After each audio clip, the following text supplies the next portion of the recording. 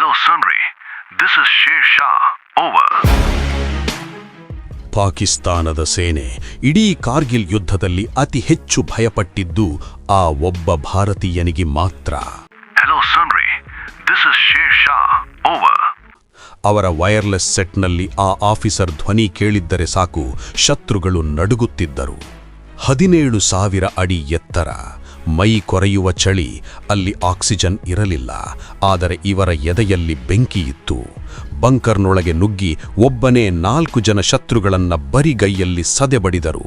ಅವರ ರೌದ್ರಾವತಾರ ಕಂಡು ಶತ್ರುಗಳೇ ಅವರನ್ನ ಶೇರ್ ಶಾ ಅಂತ ಕರೆಯೋಕೆ ಶುರು ಮಾಡಿದ್ರು. ಗುಂಡೇಟು ಬಿದ್ದರೂ ನಿಲ್ಲಲಿಲ್ಲ. ಕಾಲನಂತೆ ಮುನ್ನುಗ್ಗಿ .5140 ಶಿಖರವನ್ನ ವಶಪಡಿಸಿಕೊಂಡ್ರು.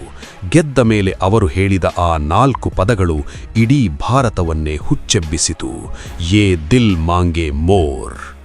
ಜುಲೈ 7, 1999. .4875. ಶತ್ರುಗಳು ಗುಂಡಿನ ಮಳೆಗರಿಯುತ್ತಿದ್ದರು. ತನ್ನ ಸಾಟಿ ಸೈನಿಕನನ್ನ ಉಳಿಸೋಕೆ ಹೋಗಿ ಎದೆಯುಬ್ಬಿಸಿ ಗುಂಡು ತಿಂದ್ರು. ನುಡಿದಂತೆಯೇ ತ್ರಿವರ್ಣ ಧ್ವಜವನ್ನು ಹೊದ್ದುಕೊಂಡೇ ಬಂದ್ರು. ಅವರೇ ಕಾರ್ಗಿಲ್ ಯುದ್ಧದ ಅಪ್ರತಿಮ ವೀರ, ಪರಮವೀರ ಚಕ್ರ ವಿಜೇತ ಕ್ಯಾಪ್ಟನ್ ವಿಕ್ರಮ್ ಬಾತ್ರಾ. ಅಮರ್ ರಹೇ.